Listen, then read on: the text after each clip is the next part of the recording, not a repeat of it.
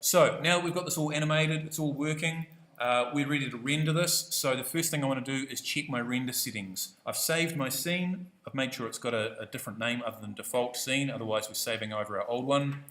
I'm going to hit Command B. Command B, here we go.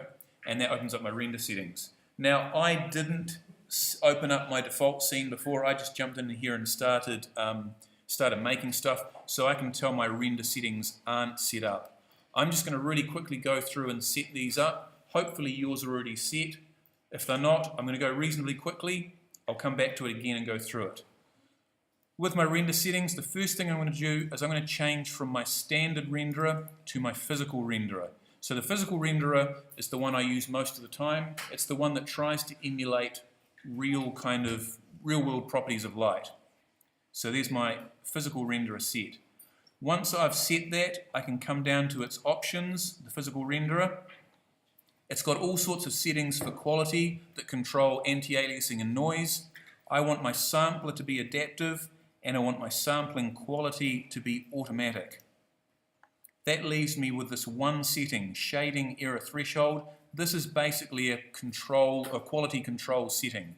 The lower the number this is, the better the anti-aliasing and the less noise I get in my picture, but the longer it takes for me to render.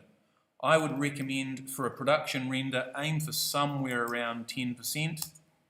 If that's going really slow, you could get up to maybe 15%, depending on how much stuff is in your scene. Sometimes you just have to do test renders at different numbers to kind of see what's the quality I'm getting, how long is this taking, where's the right balance. There's no hard and fast rule for this. But if you're not sure and you're dealing with simple scenes, 10% is pretty good. Okay, under my output settings, I want to make sure that I'm rendering full HD resolution, which is 1920 pixels width by 1080 height.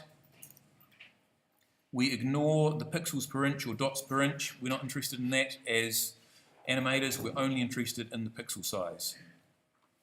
I want to make sure that my frame rate is set to 25 because we deal with 25 frames a second.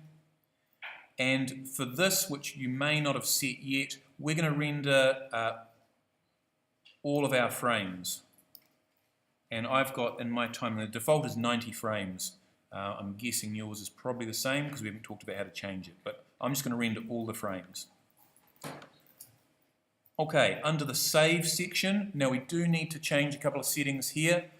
Your alpha channel hopefully should be turned on already. The other thing that we're kind of interested in here is the format of file that we're going to save. I would recommend, what do you guys use as pixel images? Do you use TIFF or PNG images? PNGs? PNGs are fine. You can use PNGs if that's what you're used to. There are a couple of other options here, but to start with, let's use something that we're all familiar with. So let's change the format of picture to PNG. And yeah, obviously make sure alpha channel is turned on. The other thing that we need to do is in the file section, we need to choose a location where it's going to save our files. Just for the time being, I'm going to browse for the desktop and I'm going to make a folder on my desktop, new folder, called Mo Text Render. You can call it whatever you want.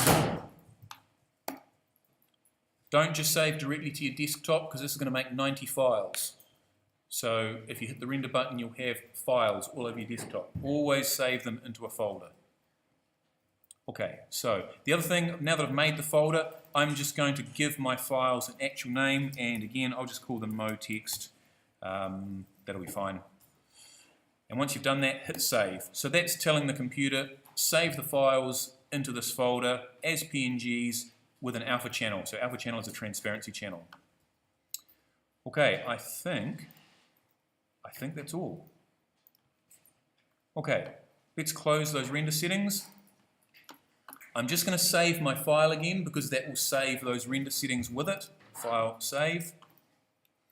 Now what I can do with this, this view is I can go to my render menu and I can add this scene to my render queue. So the render queue is just a place where you can queue up one or more Cinema4D scenes and get them rendering. So I'm going to add this to the render queue. This will open up the render queue window. and down in the bottom part of it, it's showing me where I'm saving my files. It's showing me which camera I'm going to use. Sometimes you have multiple cameras in your scene. I'm just using the default camera. And all we need to do from here is hit the little button. It's a film clapperboard icon with a play, triangular play icon. That is start rendering. If we hit that, it will start rendering. So this is where we get to the super exciting part of 3D, waiting for renders. What will happen as it starts to render, you'll get a small preview window that shows you each frame as it renders. You'll get a progress bar. It will give you an estimated time of how long it thinks the render will take, and it will show you how long the last frame took to render and a whole bunch of other stuff. So that's kind of useful. So the good thing is that these are very simple scenes, so they're going to render, mine says, in about 8 minutes, which is great. Once it's rendered those images, we're going to drop them into After Effects and compile a movie.